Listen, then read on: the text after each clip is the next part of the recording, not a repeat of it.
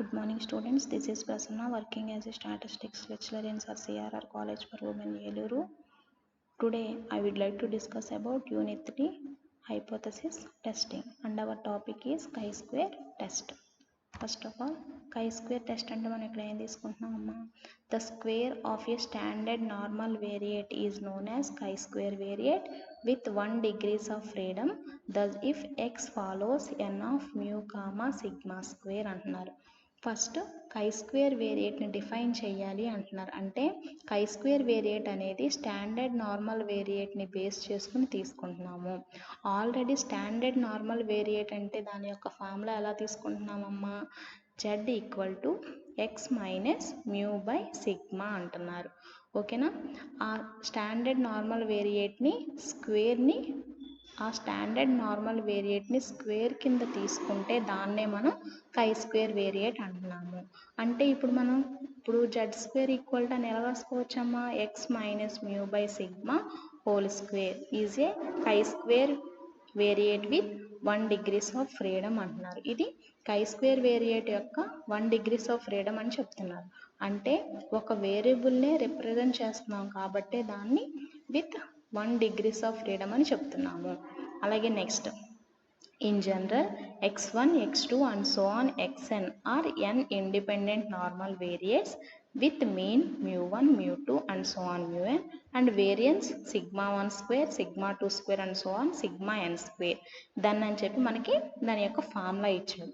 First of all చూడండి, ఇప్పుడు మనం n నెంబర్ ఆఫ్ వేరియేట్స్ని తీసుకోవాలి. అంటే summation that equal to n equal to 1 to and so on n వరకు తీసుకుంటే కనుక n నెంబర్ ఆఫ్ అబ్జర్వేషన్స్ వాటన్నిటి యొక్క సమ్ కన్సిడర్ చేస్తే దాన్ని టోటల్గా కై square variate with n degrees of freedom అంటున్నారు. దాని యొక్క ఫార్ములా ఏమి ఇచ్చారు? కై square equal to summation i equal to 1 to and so on n xi minus mu i by sigma i whole square is a chi square variate with n degrees of freedom అని మనకి చెప్తున్నారు. Next, అలాగే conditions for the validity of chi square test అంటున్నారు. అయితే మనకి ఏమి ఇచ్చాడమ్మా ఇక్కడ? కై square test is an appropriate test for large values of n for the validity of chi square test of goodness of fit between theory and experiment the following conditions must be satisfied. అంటే ఈ conditions అన్నిటిని satisfy చేస్తుంది అంటున్నారు. First of all చూడండి, ఇక్కడ మెయిన్గా కై square test అనేది దేనికి చేస్తామమ్మా? అబ్జర్వ్డ్ ఫ్రీక్వెన్సీకి ఎక్స్పెక్టెడ్ ఫ్రీక్వెన్సీకి మధ్య డిఫరెన్స్ని మనం ఎస్టిమేట్ చేయడానికి. అంటే థియరిటికల్గా మనం తీసుకునే వాల్యూస్ అండ్ ప్రాక్టికల్గా మనం ఇంప్లిమెంట్ చేసే వాల్యూస్కి మధ్య మనం టెస్ట్ కన్సిడర్ చేస్తాము. ఇక్కడ చూడండమ్మా, అబ్జర్వ్డ్ ఫ్రీక్వెన్సీని ఎలా రిప్రజెంట్ చేస్తాము అంటే ఓఐ అని రిప్రజెంట్ చేస్తాము. అది ఎక్స్పెక్టెడ్ ఫ్రీక్వెన్సీస్ని ఈఐ అని చేస్తాము. ఇక్కడ కండిషన్స్ ఇచ్చారు చూడండమ్మా. The sample observation should be independent అంటున్నారు. అలాగే constraints of the cell frequencies if any should be linear అంటున్నారు. So that is summation i equal to 1 to n O I అంటే observed frequency equal to summation i equal to 1 to n expected frequency అంటున్నారు. Next, అలాగే చూడండి, మళ్ళీ ఇక్కడ ఎలా ఇచ్చాడమ్మా? ఏమి ఇచ్చాడమ్మా చూడండి ఒకసారి. క్యాపిటల్ ఎన్ అనేది ఏమంటున్నాడు? టోటల్ ఫ్రీక్వెన్సీ షుడ్ బి చూడండమ్మా రీజనబుల్ లార్జ్ అని చెప్తున్నారు. రీజనబుల్లీ లార్జ్ అంటున్నారు. దట్ ఈస్ గ్రేటర్ దాన్ 50 అంటున్నారు. అంటే ఇక్కడ n అనేది టోటల్ ఫ్రీక్వెన్సీ, అంటే అది గ్రేటర్ దాన్ 50 ఉంటేనే కై స్క్వేర్ టెస్ట్ అప్లై అవుతుంది. ఇక్కడ మనం తీసుకునే ఏ ఒక్క సెల్ఫ్ ఫ్రీక్వెన్సీ కూడా ఒకసారి చూడండి, మనం తీసుకునేవి n equal to total number of total frequency should be అంటున్నాడు కదా, గ్రేటర్ దాన్ 50. నెక్స్ట్ పాయింట్ చూడండి, no theoretical cell frequency should be less than 5 అంటున్నారు. అంటే ఇక్కడ మనం తీసుకునే ఏ ఒక్క సెల్ఫ్ ఫ్రీక్వెన్సీ కూడా 5 కన్నా తక్కువ ఉండకూడదు. ఒకవేళ 5 కన్నా తక్కువ ఉంటే గనక దాన్ని పూలింగ్ మెథడ్ అప్లై చేస్తాము అంటారు. First of all pooling method అంటే ఏంటమ్మా? చూడండి, ఆ యొక్క వాల్యూస్కి ఈ యొక్క వాల్యూస్కి అంటే చూడండి ఒకసారి, పూలింగ్ అంటే ప్రిసీడింగ్ ఆర్ సక్సీడింగ్ యొక్క ఆ యొక్క వాల్యూస్కి ఈ యొక్క వాల్యూస్కి లెస్ దాన్ 5 ఏదైతే ఉందో అది యాడ్ చేయడం అనేది జరుగుతుంది. అలా యాడ్ చేసినప్పుడు ఆ డిగ్రీస్ ఆఫ్ ఫ్రీడమ్ కూడా లెస్ చేసి చూపించాలి. దీన్నే మనం పూలింగ్ మెథడ్ అంటాము. అర్థమవుతుంది కదా. నెక్స్ట్ చూడండి, కొన్ని అప్లికేషన్స్ chi² టెస్ట్కి మనకి కొన్ని అప్లికేషన్స్ అనేవి ఇచ్చారు. అవేంటో చూడండి. ఫస్ట్ ఆఫ్ ఆల్ మెయిన్గా మనం కొన్ని అప్లికేషన్స్ chi² టెస్ట్లో కొన్ని అప్లికేషన్స్ అనేవి మనం చూపిస్తున్నాము. అవేంటి అంటే first to test if the hypothetical value of population is σ² equal to σ02. Next అలాగే to test the goodness of fit, to test the independence of attribute, to test the homogeneity of independence estimate of population variance, to combine various probability obtained from independent experiments to give a single test of significance అంటున్నారు. to test the homogeneity of independence estimate of the population correlation coefficient అంటున్నారు. So next ఇప్పుడు ఇవన్నీ ఏంటంటేనమ్మా chi²లో ఉన్న different methods. ఇందులో మనం chi² టెస్ట్ని apply చేయడానికి ఉన్న different methods అమ్మా. ఇందులో మనం మెయిన్గా యూస్ చేసేది ఏంటి అంటేనమ్మా గుడ్నెస్ ఆఫ్ ఫిట్ ఒకటి, నెక్స్ట్ అలాగే ఇండిపెండెన్స్ ఆఫ్ యాట్రిబ్యూట్స్. వీటిని మాత్రమే మనం యూస్ చేసుకుంటాం, మిగతావి మనకి సిలబస్లో లేవు. ఓకేనా. నెక్స్ట్ అలాగే ప్రాపర్టీస్ ఆఫ్ chi² డిస్ట్రిబ్యూషన్ అంటున్నారు. chi² డిస్ట్రిబ్యూషన్ యొక్క ప్రాపర్టీస్ ఎలా తీసుకుంటున్నారు అంటే ఒకసారి చూడండి. chi² variate lies between 0 to infinitive. అంటే దీన్ని ఎలా రాసుకుంటున్నారమ్మా, that is 0 less than or equal to chi² less than infinity అంటున్నారు. నెక్స్ట్ అలాగే chi² యొక్క మీన్ ఏంటమ్మా, chi² డిస్ట్రిబ్యూషన్ యొక్క మీన్ని మనం ఎలా తీసుకుంటున్నాము, స్మాల్ n తోటి తీసుకుంటున్నాము. నెక్స్ట్ అలాగే chi² డిస్ట్రిబ్యూషన్ యొక్క వేరియన్స్ని 2n అని చెప్తున్నారు అండ్ స్టాండర్డ్ డీవియేషన్ √2n అని చెప్తున్నారు. అలాగే మూమెంట్ జనరేటింగ్ ఫంక్షన్ అంటే MGF, chi² డిస్ట్రిబ్యూషన్ యొక్క MGF యొక్క ఫార్ములా ఏంటంటే 1 - 2t హోల్ పవర్ -n/2 అని తీసుకుంటున్నారు. Next characteristic function of chi² distribution ఎలా తీసుకుంటున్నారమ్మా, 1 - 2it పవర్ -n/2 అని తీసుకుంటున్నారు. నెక్స్ట్ అలాగే క్యుములేటివ్ జనరేటింగ్ ఫంక్షన్ CGF అంటారు. chi² డిస్ట్రిబ్యూషన్ యొక్క CGF ఎలా తీసుకుంటున్నారంటే -n/2 log of 1 - 2t అని తీసుకుంటున్నారు. నెక్స్ట్ అలాగే chi² distribution is positively skewed అంటున్నారు. Next kurtosis of chi² distribution is leptokurtic. Next అలాగే sum of k independent chi² variate is also a chi² variate అంటున్నారు. Next అలాగే chi² distribution యొక్క mode ఎలా తీసుకుంటున్నారు అంటే n-2 అని తీసుకుంటున్నారు. నెక్స్ట్ అలాగే chi² డిస్ట్రిబ్యూషన్ యొక్క గుడ్నెస్ ఆఫ్ ఫిట్ అంటే ఏంటనేది ఒకసారి మనం చూద్దామమ్మా. ఇక్కడ చూడండి, మనం chi² టెస్ట్ అనేది దేనికి చేస్తామమ్మా, అబ్జర్వ్డ్ ఫ్రీక్వెన్సీకి ఎక్స్పెక్టెడ్ ఫ్రీక్వెన్సీకి మధ్య ఉన్న డిఫరెన్స్ని ఎస్టిమేట్ చేయడానికి తీసుకుంటున్నామంటే థియరిటికల్గా మనం తీసుకునే వాల్యూస్ అండ్ ప్రాక్టికల్గా మనం ఇంప్లిమెంట్ చేసే వాల్యూస్ అన్నిటి మధ్య డిఫరెన్స్ అనే కదా మనం కన్సిడర్ చేస్తున్నామని చెప్పాము. సో దీన్నే మనం గుడ్నెస్ ఆఫ్ ఫిట్ అంటున్నాము. దీన్ని మనకి ఇంట్రడ్యూస్ చేసిన ఆథర్ ఎవరు అంటే Karl Pearson in the year 1900 అంటున్నారు. నెక్స్ట్ అలాగే chi² test for goodness of ఫిట్లో మనకి చూడండి ఇక్కడ ఎలా చెప్తున్నారు అంటే దాని యొక్క formula OI i = 1 to and so on n అని తీసుకుంటున్నారు. అవేంటి, సెట్ ఆఫ్ అబ్జర్వ్డ్ వాల్యూస్ అని ఆల్రెడీ చెప్పాం కదా, అబ్జర్వ్డ్ ఫ్రీక్వెన్సీ అని చెప్తున్నాం కదా. OI అనేది ఎలా రిప్రజెంట్ చేస్తారు అంటే అబ్జర్వ్డ్ ఫ్రీక్వెన్సీ అని తీసుకుంటున్నాము. అలాగే EIని ఎక్స్పెక్టెడ్ ఫ్రీక్వెన్సీ అని చెప్తున్నారు. ఇవన్నీ మనకి ఇంప్లిమెంట్ చేసిన ఆథర్ ఎవరమ్మా, కార్ల్ పియర్సన్ అని చెప్తున్నాను కదా. సో దీని యొక్క ఫార్ములాను మనకి ఏమి ఇచ్చారు అంటే chi² = summation i = 1 to and so on n OI minus EI by EI follows chi² with n minus 1 degrees of freedom అంటున్నారు. సో ఫైనల్గా కన్క్లూజన్ ఎలా రాసుకుంటున్నామమ్మా?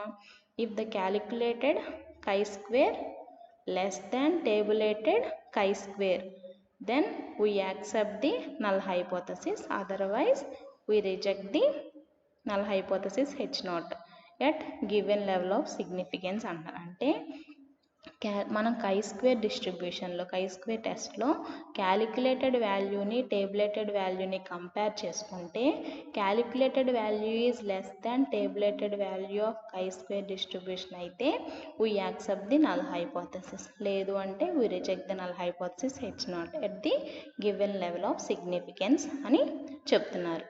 ఓకేనా అమ్మా? ఓకే, ఆల్రెడీ మనం ప్రీవియస్ సెమ్లో ఎగ్జాక్ట్ శాంప్లింగ్ డిస్ట్రిబ్యూషన్స్లో chi² డిస్ట్రిబ్యూషన్ నుంచి మనం ఇంట్రడక్షన్ పార్ట్ అనేది నేర్చుకున్నాము. ఓకే, అసలు chi²ని మనం ఎలా డిఫైన్ చేస్తాము, నెక్స్ట్ అలాగే chi² టెస్ట్ని మనం ఫాలో అవ్వాలి అంటే కనుక దానికి కొన్ని నెంబర్ ఆఫ్ కండిషన్స్ మనం ఏమి అజ్యూమ్ చేసుకుంటాము, అండ్ అలాగే మనం chi² టెస్ట్లో అప్లై చేసే డిఫరెంట్ టెస్ట్లు ఏంటి, వాటి యొక్క ప్రాపర్టీస్, ఇవన్నీ కూడా మనం ప్రీవియస్ సెమిస్టర్లో నేర్చుకున్నాం ఆల్రెడీ. ఓకే, ఇక్కడ మనం first of all chi² test యొక్క అప్లై చేసే టెస్ట్లో మెయిన్లీ 2 టెస్ట్లు మనం ఫాలో అవుతాము.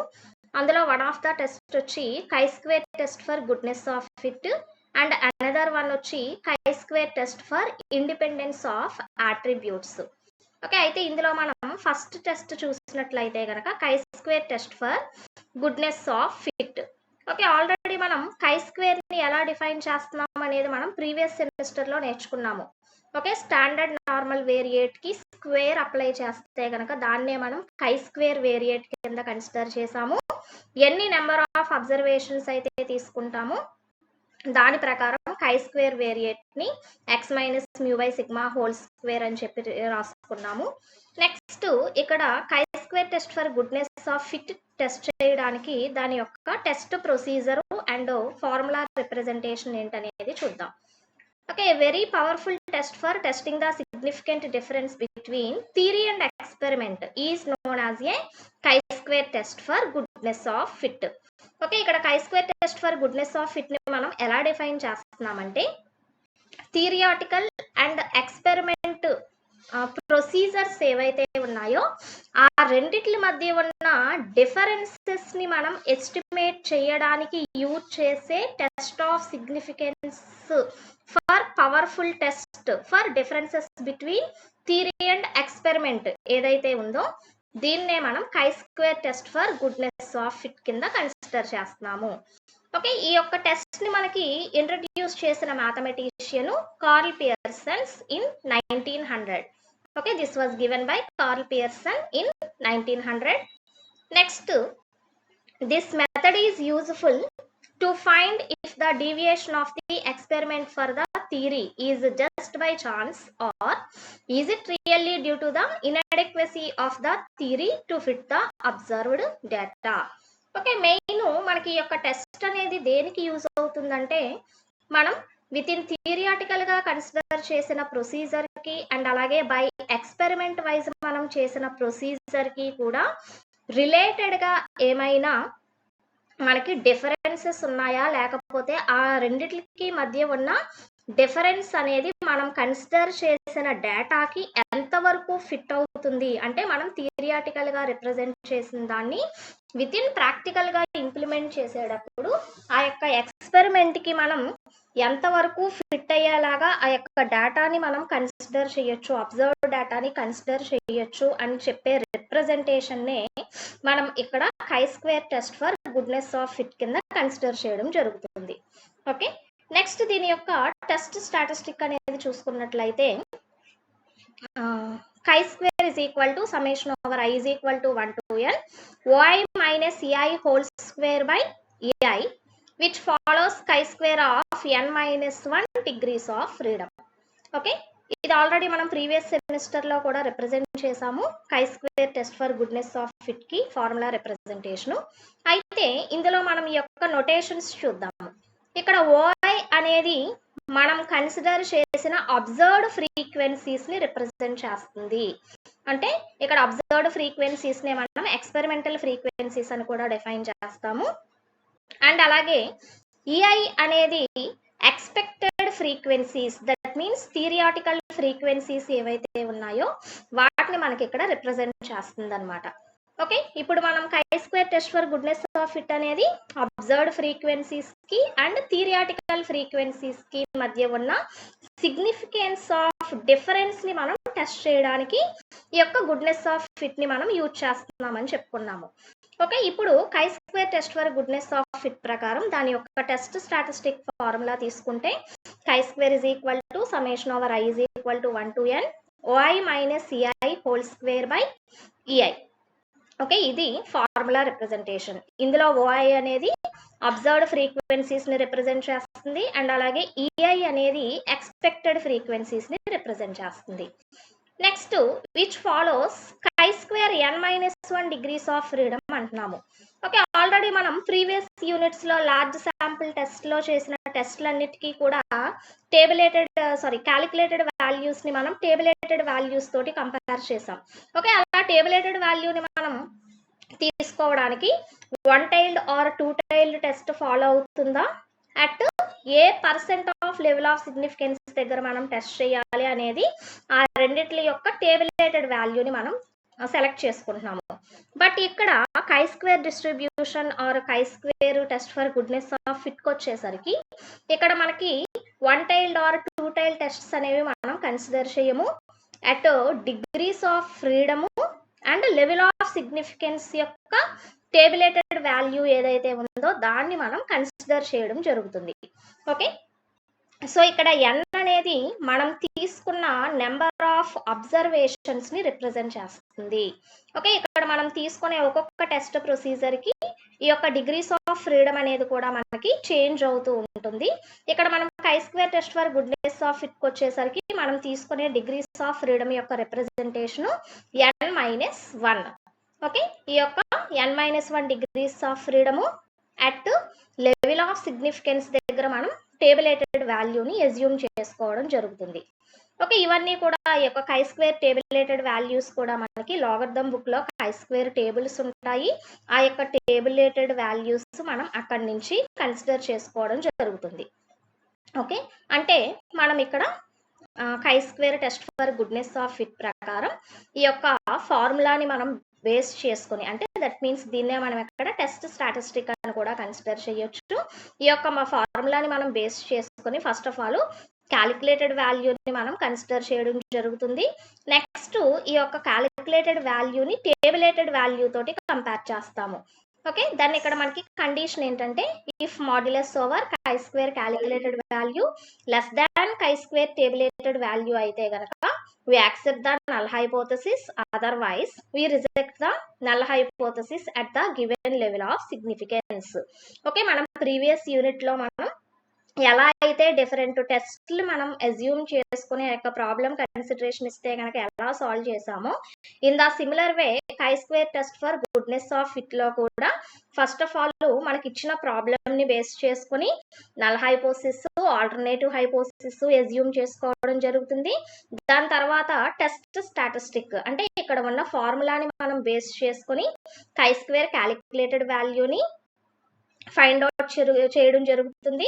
నెక్స్ట్ వచ్చిన క్యాలిక్యులేటెడ్ వాల్యూని టేబులేటెడ్ వాల్యూ తోటి కంపేర్ చేసి ఇక్కడ లెస్ దాన్ కండిషన్ ఈ సాటిస్ఫై అయితే కనుక we accept the null hypothesis, otherwise we reject the null hypothesis at the given level of significance.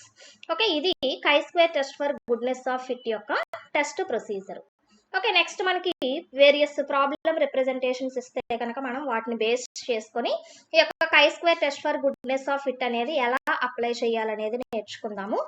Next problem చూద్దాం. ఫస్ట్ ప్రాబ్లం ఇక్కడ ఏమి ఇచ్చారు, the demand for a particular spare parts in a factory was found to vary from day to day. In a sample study the following information was obtained. Okay, ఒక ఫ్యాక్టరీలో మనకి spare parts అనేవి manufacturing జరుగుతున్నాయి. వాటి యొక్క demand అనేది day to day ఎలా ఉంటుంది అనేది ఒక శాంపుల్ డేటా రిప్రజెంటేషన్ అనేది ఇచ్చారు. ఓకే, ఇక్కడ days, okay, Monday, Tuesday, Wednesday, Thursday, Friday, Saturday, and day price, ఆ నెంబర్ ఆఫ్ పార్ట్స్ యొక్క డిమాండ్ అనేది ఎంత ఉంటుంది అనేది విత్ ఇన్ ఫిగర్స్ లో ఇచ్చారు. ఓకే, మండే తీసుకుంటే కనుక 1124, Tuesday 1125, next Wednesday 1110, Thursday 1120, Friday 1126 and Saturday 1115. Okay, ఇప్పుడు ఇక్కడ హైపోథసిస్ ఏం టెస్ట్ చేయమంటున్నారో చూద్దాం. Test the hypothesis that the number of parts demanded does not depend on the day of the week at 5% level of significance. Okay, ఇక్కడ మనల్ని ఇప్పుడు hypothesis ఏం test చేయమంటున్నారు? ఈ యొక్క నెంబర్ ఆఫ్ స్పేర్ పార్ట్స్ యొక్క డిమాండ్ అనేది డే ఆఫ్ ద వీక్ మీద డిపెండ్ అయి ఉండదు. ఓకే, డస్ నాట్ డిపెండ్ అంటున్నారు. ఓకే, ఈ యొక్క డే ఆఫ్ ద వీక్ మీద డిపెండ్ అయి ఉండదు అనేది టెస్ట్ చేయమంటున్నారు at 5% level of significance. Okay, ఇప్పుడు దీనికి సొల్యూషన్ చూసినట్లయితే ఫస్ట్ ఆఫ్ ఆల్ మనం ఇచ్చిన ప్రాబ్లమ్ ని బేస్ చేసుకొని null hypothesis H0, alternative hypothesis H1 assume చేసుకుంటాం. సో నల్ హైపోథసిస్ H0 చూసినట్లయితే the number of spare parts demanded does not depend on the day of the week.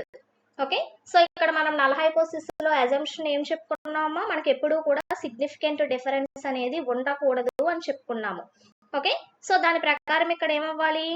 The number of spare parts demanded does not depend on the day of the week అని చెప్పి null hypothesis ని assume చేసుకున్నాం. Alternative hypothesis కి వచ్చేసరికి compulsory మనం difference అనేది చూపించాలనుకుంటున్నాము. So అందుకని ఇక్కడ ఏం చేస్తున్నామంటే the number of spare parts demanded depend on the day of the week అని చెప్పి ఆల్టర్నేటివ్ హైపోథసిస్ ని రిప్రజెంట్ చేస్తున్నాము. ఓకే, సో అంటే ఇక్కడ మనం ఫస్ట్ స్టెప్ లో null hypothesis H0, alternative hypothesis H1 ని అస్యూమ్ చేసుకోవడం జరుగుతుంది. ఓకే, నెక్స్ట్ ఇక్కడ మనకి అబ్జర్వ్డ్ ఫ్రీక్వెన్సీస్ అంటే దట్ మీన్ మనకి ప్రాబ్లం లో ఇచ్చిన డేటాలో ఉన్న వాల్యూస్, ఫ్రీక్వెన్సీ వాల్యూస్ ఉన్నాయి కదమ్మా, వీటిని మనం అబ్జర్వ్డ్ ఫ్రీక్వెన్సీస్ OI కింద రిప్రజెంట్ చేయడం జరుగుతుంది.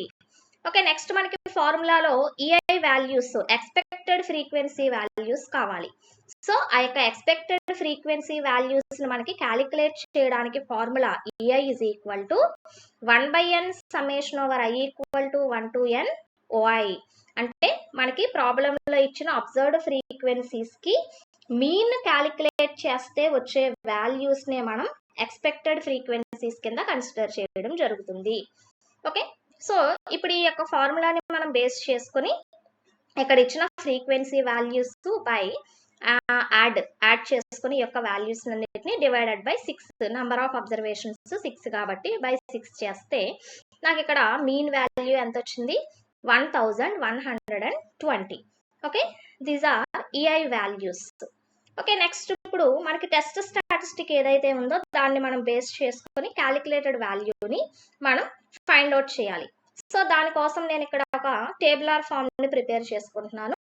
ఆ first column days, second column observed frequencies అంటే that means OI values, next EI expected frequencies మనం క్యాలిక్యులేట్ చేసాం కదా ఆ యొక్క values, next OI minus EI, next column OI minus EI whole square and finally OI minus EI whole square by EI. Okay, ఇప్పుడు first 2 columns లోను మనకి ఇచ్చిన డేటాని రిప్రజెంట్ చేస్తాము. నెక్స్ట్ EI అంటే మనం క్యాలిక్యులేట్ చేస్తే వచ్చిన వాల్యూ ఎంత వచ్చిందమ్మా? 1120 కదా. ఈ యొక్క వాల్యూని మొత్తం ఈ యొక్క ఫ్రీక్వెన్సీ వాల్యూస్ అన్నిటికి ఇలాగా ఈక్వల్ గా నోట్ చేసుకోవాలి. ఓకే, నెక్స్ట్ ఈ 2 కాలమ్స్ మధ్య ఉన్న డిఫరెన్స్, నెక్స్ట్ ఈ యొక్క కాలమ్ కు వచ్చిన డిఫరెన్స్ యొక్క స్క్వేర్ వాల్యూ, నెక్స్ట్ ఈ యొక్క OI minus EI whole square ఈ యొక్క వాల్యూని ప్రతి వాల్యూని కూడా EI తోటి డివైడ్ చేయడం. అంటే EI అంటే 1120 కదా, ఈ యొక్క వాల్యూ తోటి మనం డివైడ్ చేస్తే వచ్చిన వాల్యూస్ అన్నమాట. మనకి ఫైనల్ గా కావాల్సిన వాల్యూ ఏంటి? ఈ యొక్క లాస్ట్ కాలం ఏదైతే ఉందో దీని యొక్క టోటల్ వాల్యూ కావాలి. Summation OI minus EI whole square by EI కదా మనకి ఫార్ములా రిప్రజెంటేషన్. సో ఇక్కడ లాస్ట్ కాలం వాల్యూ ఏవైతే వచ్చినాయో వీటిని అన్నిటిని యాడ్ చేసుకుంటే వచ్చే ఫైనల్ వాల్యూనే chi స్క్వేర్ క్యాలిక్యులేటెడ్ వాల్యూకి ఈక్వేట్ అవుతుంది. So therefore chi square calculated value equal to 0.179. Next ఇక్కడ ఏం చేస్తున్నామంటే ఈ యొక్క వాల్యూని మనం టేబులేటెడ్ వాల్యూ తోటి కంపేర్ చేసి కన్క్లూజన్ చెప్పాలి. నెక్స్ట్ కై స్క్వేర్ టేబులేటెడ్ వాల్యూని అట్ 5% లెవెల్ ఆఫ్ సిగ్నిఫికెన్స్ దగ్గర టెస్ట్ చేయమన్నారు. అంటే లెవెల్ ఆఫ్ సిగ్నిఫికెన్స్ 5% అవుతుంది. And with degrees of freedom మనకి n-1 కదమ్మా. n అంటే ఇక్కడ మనకి ఇచ్చిన నెంబర్ ఆఫ్ అబ్జర్వేషన్స్ 6 అబ్జర్వేషన్స్ -1 అంటే 5 degrees of freedom 5 at 5% level of significance దగ్గర మనకి కై స్క్వేర్ టేబులేటెడ్ వాల్యూ 11.07. ఓకే, ఈ యొక్క టేబులేటెడ్ వాల్యూని కై స్క్వేర్ క్యాలిక్యులేటెడ్ వాల్యూ తోటి కంపేర్ చేద్దాం. Okay, calculated value less value ఉంది కాబట్టి chi square calculated value less than chi square tabulated value. Okay, less ఉంటే ఏమవుతుంది, we accept the null hypothesis. అంటే నల్ హైపోథసిస్ లో మనం తీసుకున్న అజంప్షన్ ఏదైతే ఉందో దాన్నే మనం ఇక్కడ ఫైనల్ గా కన్క్లూజన్ గా రాసుకోవడం జరుగుతుంది. అంటే therefore we conclude that the spare parts does not depend on the day of the week. Next alage second problem chuddam. The following table gives the number of aircraft accidents that occurs during the various days of the week. Find whether the accidents are uniformly distributed over the week at 5% level of significance. Okay, ikkada manaki various days లో జరిగిన aircraft accidents యొక్క number ఇచ్చారు. ఇక్కడ ఏం test చేయమంటున్నారంటే the accidents are uniformly distributed over the week or not అనేది test చేయమంటున్నారు. అంటే ఇక్కడ జరిగిన యాక్సిడెంట్స్ అనేవి ఆ యొక్క వీక్ మీద ఉన్న డేస్ లో యూనిఫామ్ గా డిస్ట్రిబ్యూటెడ్ అయినయా అని చెప్పి అడుగుతున్నారన్నమాట. ఓకే, సో ఇక్కడ ఇచ్చిన ప్రాబ్లమ్ ని బేస్ చేసుకుని ఫస్ట్ మనం చేసే స్టెప్ ఏంటి, null hypothesis H0 alternative hypothesis H1 తీసుకోవాలి. ఓకే, నల్ హైపోథసిస్ H0 ప్రకారం the number of aircraft accidents during various days are uniformly distributed. Okay, null hypothesis లో ఈక్వల్ టు కండిషన్ రావాలి కదా మనకి. సో దానికోసం ఈ యొక్క నెంబర్ ఆఫ్ యాక్సిడెంట్స్ అనేవి ఈ యొక్క వేరియస్ డేస్ లో యూనిఫామ్లీ డిస్ట్రిబ్యూటెడ్ అని చెప్పి రాసుకున్నాము. ఆల్టర్నేటివ్ హైపోథసిస్ H1 వచ్చేసరికి మనం ఖచ్చితంగా డిఫరెన్స్ అనేది చూపించాలి కాబట్టి number of aircraft accidents during various days are not uniformly distributed అని చెప్పి తీసుకున్నాం. ఓకే, నెక్స్ట్ మనకి ఎక్స్పెక్టెడ్ ఫ్రీక్వెన్సీస్ క్యాలిక్యులేట్ చేయాలి. సో ఎక్స్పెక్టెడ్ ఫ్రీక్వెన్సీస్ క్యాలిక్యులేట్ చేయాలంటే A is equal to 1/n summation OI. Okay, then that is equal to మనకి ఇచ్చిన observed frequencies అన్నిటిని add చేసుకొని డివైడెడ్ బై 7 తీసుకుంటే కనుక మనకి ఇక్కడ EI వాల్యూ 12 వచ్చింది. ఓకే, నెక్స్ట్ మనం కై స్క్వేర్ టేబుల్ క్యాలిక్యులేటెడ్ వాల్యూని మనం ప్రిపేర్ చేయడానికి నెక్స్ట్ ఇక్కడ ఈ యొక్క టేబులర్ రిప్రజెంటేషన్ ని కన్సిడర్ చేస్తే కనుక first column days, second column OI observed frequencies, third column EI, next OI minus EI, next OI minus EI whole square, next OI minus EI whole square by EI. Okay, first 2 columns లోనూ మనకి ఇచ్చిన డేటాని substitute చేసుకుంటాము. Next EI అంటే expected frequencies 12 వచ్చింది కాబట్టి ఈ యొక్క 12 వాల్యూస్ ని ఈవెన్ గా మొత్తం ఈ యొక్క కాలం అంతా అరేంజ్ చేసుకుంటాము. నెక్స్ట్ OI మైనస్ EI యొక్క డిఫరెన్సెస్, నెక్స్ట్ ఈ యొక్క స్క్వేర్ వాల్యూస్, నెక్స్ట్ ఈ యొక్క వచ్చిన values divided by EI values తోటి డివైడ్ చేస్తే కనుక వచ్చిన ఈ యొక్క వాల్యూస్ అన్నిటిని నోట్ చేసుకున్నాం. నాకు ఇక్కడ దీని యొక్క సమ్మేషన్ వాల్యూ కావాలి కాబట్టి ఈ యొక్క లాస్ట్ కాలం ని టోటల్ చేసుకుంటే 4.165 వచ్చింది. అంటే therefore chi square calculated value equal to 4.165. Next ఈ యొక్క క్యాలిక్యులేటెడ్ వాల్యూని మనం టేబులేటెడ్ వాల్యూ తోటి కంపేర్ చేసి మనం కన్క్లూజన్ చెప్పాలి. So chi square tabulated value at 5% level of significance with degrees of freedom. Okay, ఇక్కడ ఏమవుతుంది n-1 అంటే ఇక్కడ మొత్తం మనం 7 డేస్ తీసుకున్నాం కాబట్టి 7 - 1, సో దాని ప్రకారం 6 అవుతుంది. 6 degrees of freedom at 5% level of significance దగ్గర కై స్క్వేర్ టేబులేటెడ్ వాల్యూ 12.59. ఓకే, ఈ యొక్క టేబులేటెడ్ వాల్యూని క్యాలిక్యులేటెడ్ వాల్యూ తోటి కంపేర్ చేస్తున్నప్పుడు chi² క్యాలిక్యులేటెడ్ వాల్యూ అనేది లెస్ వాల్యూ ఉంటుంది కాబట్టి hence we accept the null hypothesis. So ఇక్కడ నల్ హైపోథసిస్ని యాక్సెప్ట్ చేస్తున్నామంటే ఈ యొక్క నల్ హైపోథసిస్లో మనం తీసుకున్న అజంప్షన్ ఏదైతే ఉందో దాన్ని ఇక్కడ మనం కన్క్లూజన్ కింద కన్సిడర్ చేయడం జరుగుతుంది. Okay, therefore we conclude that the number of aircraft accidents during various days are uniformly distributed. Next, third problem చూస్తే 300 numbers are drawn randomly with the digits 0, 1, 2, so on 9 from random numbers table and their frequencies are given below. Okay, ఇక్కడ మనకి random numbers tables నుంచి 0 digits తోటి ఎన్ని నెంబర్స్ని మనం draw చేసాము, అలాగే single digits తోటి ఎన్ని నెంబర్స్ని డ్రా చేసాము, 2 digits తోటి ఎన్ని నెంబర్స్ డ్రా చేసాము and up to so on 9 digits తోటి ఎన్ని నెంబర్స్ని మనం డ్రా చేసాము అనేది ఇలాగా 0 to 9 digits అండ్ వాటి యొక్క ఫ్రీక్వెన్సీ రిప్రజెంటేషన్ ఇవ్వడం జరిగింది. ఓకే, అయితే ఇక్కడ ఏం టెస్ట్ చేయమంటున్నారంటే test whether the digits are drawn equally frequently from the random numbers table or not అనేది ఇక్కడ at 5% level of significance దగ్గర టెస్ట్ చేయమంటున్నారు. Okay, so first of all సొల్యూషన్కి వచ్చేసరికి null hypothesis alternative hypothesis assume చేసుకోవాలి. So null hypothesis representation ప్రకారం the digits are drawn equally frequently from the random numbers table అని చెప్పి హైపోసిస్ అజంప్షన్ ని తీసుకున్నాం. నెక్స్ట్ ఆల్టర్నేటివ్ హైపోసిస్కి వచ్చేసరికి the digits are not drawn equally from the random numbers table అని చెప్పి alternative హైపోసిస్ని అజ్యూమ్ చేసుకున్నాం. నెక్స్ట్ ఎక్స్పెక్టెడ్ ఫ్రీక్వెన్సీస్ ఈఐ వాల్యూస్ని క్యాలిక్యులేట్ చేయాలి. సో దానికి మనకి ఫార్ములా రిప్రజెంటేషన్ 1/n సమ్మేషన్ ఓఐ కాబట్టి ఈ యొక్క మనకి ఇచ్చిన observed frequencies values divided by number of observations 10 అంటే ఈఐ వాల్యూ 30 వచ్చింది. నెక్స్ట్ యాజ్ యూజువల్గా మళ్ళీ ఈ యొక్క టేబులార్ ఫామ్ని రిప్రజెంట్ చేస్తాము. ఓకే, ఈ యొక్క టేబులార్ ఫామ్ అంతటిని రిప్రజెంట్ చేసిన తర్వాత last column O I minus E I whole square చేయడం ద్వారా నాకు వచ్చిన chi² క్యాలిక్యులేటెడ్ వాల్యూ 2.864. ఓకే, ఈ యొక్క టేబులేటెడ్ వాల్యూని నెక్స్ట్ మనం క్యాలిక్యులేటెడ్ వాల్యూని మనం టేబులేటెడ్ వాల్యూ తోటి కంపేర్ చేయాలి. సో అలా నేను టేబులేటెడ్ వాల్యూ తోటి with 9 degrees of freedom at 5% level of significance దగ్గర టేబులేటెడ్ వాల్యూ 16.92. ఓకే, ఈ యొక్క వాల్యూని క్యాలిక్యులేటెడ్ వాల్యూ తోటి కంపేర్ చేస్తున్నప్పుడు లెస్ దాన్ ఉంది కాబట్టి then we accept the null hypothesis. Okay, ఇక్కడ నల్ హైపోసిస్ని యాక్సెప్ట్ చేస్తున్నామంటే అక్కడ తీసుకున్న అజంప్షన్నే మనం ఇక్కడ కన్క్లూజన్ కింద రాసుకుంటాము.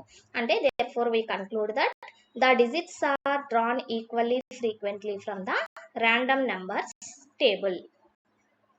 Next, fourth problem చూద్దాం. A sample analysis of examination results of 200 MBA students was made.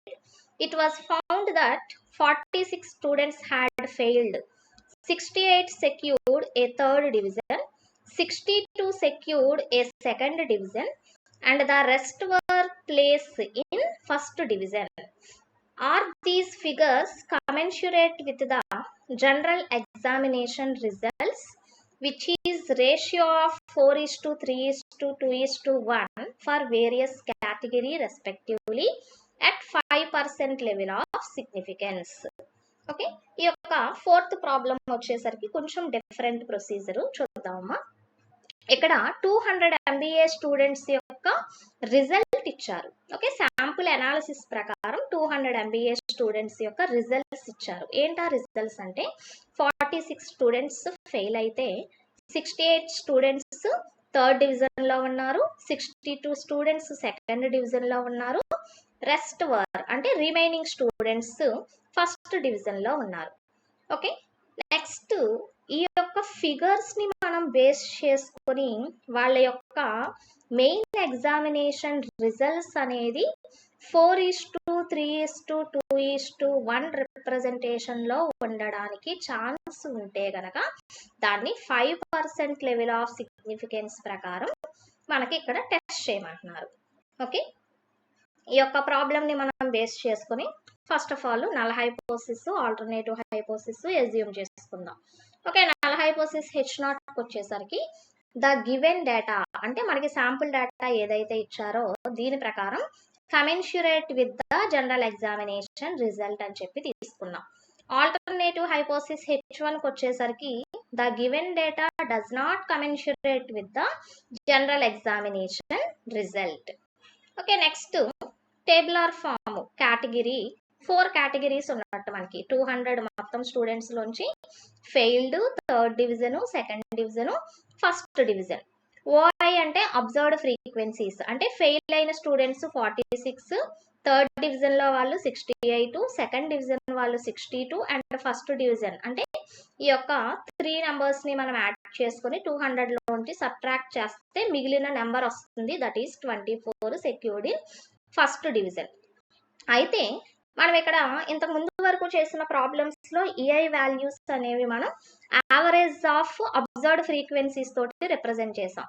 But ఇక్కడ ఈ యొక్క ఎక్స్పెక్టెడ్ వాల్యూస్ అనేవి మనకి ఈ రేషియో రిప్రజెంటేషన్ లో ఉండడానికి ఛాన్స్ అన్నారు కాబట్టి ఆ యొక్క రేషియో రిప్రజెంటేషన్ ప్రకారం ఇప్పుడు మనం ఈ యొక్క ఎక్స్పెక్టెడ్ ఫ్రీక్వెన్సీస్ ని క్యాలిక్యులేట్ చేయాలి. సో దాని ప్రకారం ఏం చేస్తున్నామంటే ఫస్ట్ రేషియో ఎంత ఉంది 4 కదమ్మా. సో 4 డివైడెడ్ బై 10 అంటే ఈ యొక్క రేషియో అంతటిని యాడ్ చేసుకోండి. ఓకే, సో 4/10 ఇంటూ మొత్తం ఓవరాల్ గా మనకి స్టూడెంట్స్ ఎంతమంది ఉన్నారు 200 స్టూడెంట్స్ కదా. So that is equal to 80. Next 3 ratio అన్నారు అంటే 3/10 into 200. Next 2/10 into 200. Next 1/10 into 200. Okay, ఇలా మనం చేయడం ద్వారా ఈ యొక్క ఈఐ వాల్యూస్ అన్ని కూడా వస్తాయి అన్నమాట. అగైన్ వీటి యొక్క టోటల్ అన్ని మనం యాడ్ చేసుకుంటే 200 కి ఈక్వేట్ అవుతుంది. ఓకే, నెక్స్ట్ యాజ్ యూజువల్ గా ఓఐ మైనస్ సిఐ డిఫరెన్సెస్ తీసుకుంటాము. Next ఓఐ minus CI whole square representation. Next ఓఐ minus CI whole square by EI. ఈ యొక్క లాస్ట్ కాలం యొక్క టోటల్ సమ్మేషన్ వాల్యూ తీసుకుంటే కనుక 28.417. దిస్ ఈస్ కై స్క్వేర్ క్యాలిక్యులేటెడ్ వాల్యూ. నెక్స్ట్ దీన్ని టేబులేటెడ్ వాల్యూ తోటి కంపేర్ చేయడానికి డిగ్రీస్ ఆఫ్ ఫ్రీడమ్ n-1 అంటే 4 మొత్తం ఉన్నాయి కదమ్మా మనం తీసుకున్న అబ్జర్వేషన్స్ అంటే 4-1 అంటే 3 degrees of freedom at 5% level of significance దగ్గర కై స్క్వేర్ టేబులేటెడ్ వాల్యూ 7.81. ఓకే, ఈ యొక్క వాల్యూని క్యాలిక్యులేటెడ్ వాల్యూ తోటి కంపేర్ చేస్తే కనుక గ్రేటర్ వాల్యూ ఉంది. So chi square calculated value greater than tabulated value అయితే కనుక we reject the null hypothesis. Okay, ఇక్కడ మనం నల్ హైపోథసిస్ ని మనం రిజెక్ట్ చేస్తున్నామంటే ఆల్టర్నేటివ్ హైపోథసిస్ ని యాక్సెప్ట్ చేస్తున్నట్టు. సో ఆల్టర్నేటివ్ హైపోథసిస్ ని యాక్సెప్ట్ చేస్తున్నామంటే అక్కడ తీసుకున్న అజంప్షన్ ఏదైతే ఉందో దాన్ని మనం ఇక్కడ కన్క్లూజన్ కింద కన్సిడర్ చేయడం జరుగుతుంది. So therefore we conclude that the given data does not commensurate with the general examination results అని చెప్పి దీన్ని ఫైనల్ కన్క్లూజన్ కింద రాసుకున్నాము.